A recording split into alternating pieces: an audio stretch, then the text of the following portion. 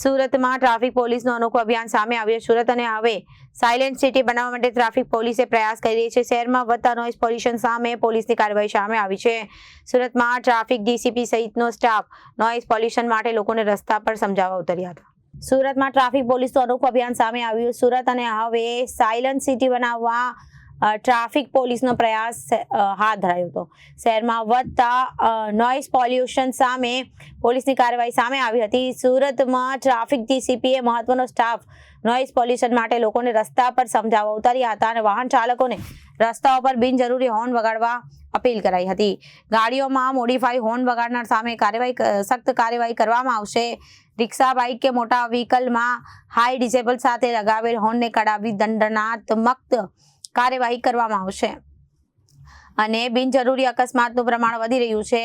અવાજ માપવાના મશીન સાથે રસ્તા પર ટ્રાફિક પોલીસે ઉતરી લોકોના હોર્ન કાઢાવી રહી હતી. સુરતના કતારગામ વિસ્તારમાં ટ્રાફિક ડીસીપી પન્ના મમૈયા અને ડ્રાઈવ રાખવામાં આવી હતી.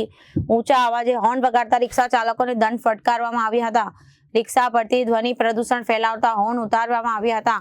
કેટલાક વાહન ચાલકોને મેમો દંડ ફટકારવામાં આવ્યો અને ટ્રાફિક ડીસીપીએ જણાવ્યું કે ધ્વનિ પ્રદૂષણ ફેલાવનાર વિરોધ કાર્યવાહી અને મશીન વડે ધ્વનિ માપવામાં આવે છે અને 120 થી 150 ડેસિબલ ધ્વનિ પ્રદૂષણ કરનાર રિક્ષા ચાલકના હોર્ન કાઢવામાં આવે અને લોકોને જાગૃત થવા અપીલ કરવામાં આવી હતી.